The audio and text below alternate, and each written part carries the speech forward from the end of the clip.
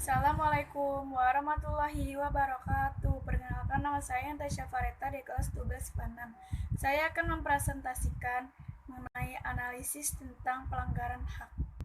Analisis yang saya akan sampaikan mengenai berjudul tentang polemik penyelesaian pelanggaran HAM yang berat di tanah Papua. Sumber: Komnas HAM, Jakarta. Kasus Wamena, Wasir, dan Pania merupakan 3 kasus dugaan pelanggaran HAM yang berat di Papua. Komnas HAM sebagai penyelidik pro justisia dalam peristiwa pelanggaran HAM yang berat di Indonesia telah menyerahkan berkas hasil penyelidikan pro justisia atas ketiga kasus tersebut kepada Jaksa Agung. Namun, sampai saat ini berkas dari kasus-kasus tersebut masih mondar-mandir dari Komnas HAM ke Kejaksaan Agung Republik Indonesia.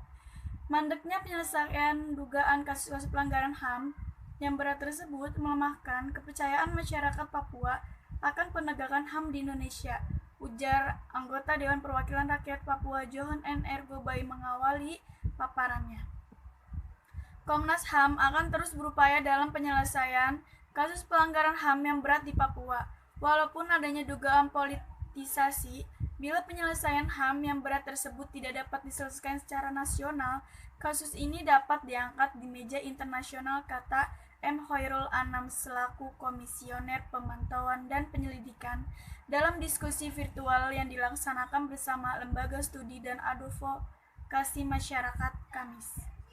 Diskusi yang juga dihadiri oleh Kepala Pusat Penegakan Hukum Kejaksaan Agung Republik Indonesia Heri Setiono serta Direktur Sekretariat Keadilan Perdamaian dan Keutuhan Ciptaan Fransiskan Papua Yuliana Langyulyo mengangkat tema masa depan penyelesaian pelanggaran HAM berat di Papua.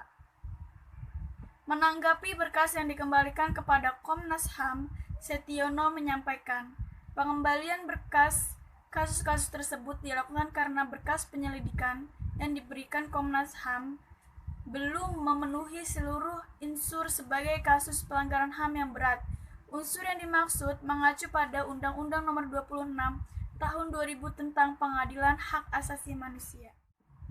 Menurut Johan, perlu adanya undang-undang khusus bagi penyelesaian kasus pelanggaran HAM seperti penyelesaian kasus korupsi yang diwenangkan kepada Komisi Pemberantasan Korupsi, sehingga Komnas HAM memiliki kewenangan dalam proses penyelidikan pelanggaran HAM yang lebih mendalam.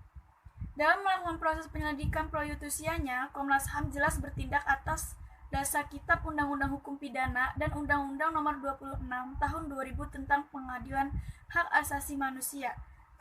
Kelengkapan berkas pun telah Komnas HAM berikan sesuai arahan Kejaksaan Agung, dan ini telah terjadi berulang kali. Komnas HAM memiliki keterbatasan kewenangan sebagai penyelidik dalam penyelidikan pro justisia, sehingga tentu saja membutuhkan perintah tertentu yang kewenangannya ada di Jaksa Agung yang memiliki otoritas penuh dalam penyelidikan kasus pelanggaran HAM yang berat.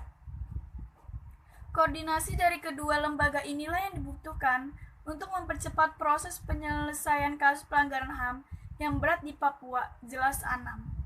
Menanggapi masukan dari beberapa narasumber, Yuliana mengatakan yang disampaikan oleh Kejagung dan Komnas HAM terlihat hanya satu lembaga yang berupaya memperjuangkan penyelesaian pelanggaran HAM. Seharusnya ada koordinasi yang baik agar penyelesaian pelanggaran HAM yang berat di Papua dapat diselesaikan di tingkat nasional. Menutupi diskusi, Anam menyampaikan Komnas HAM dan Kejagung RI perlu berfiliasi dengan membuat tim ad hoc untuk penyelesaian kasus pelanggaran HAM yang berat agar terjadi perspektif yang sama dalam proses penyelesaian kasus pelanggaran HAM yang berat. Itu saja yang saya dapat sampaikan, kurang lebihnya mohon maaf. Wassalamualaikum warahmatullahi wabarakatuh.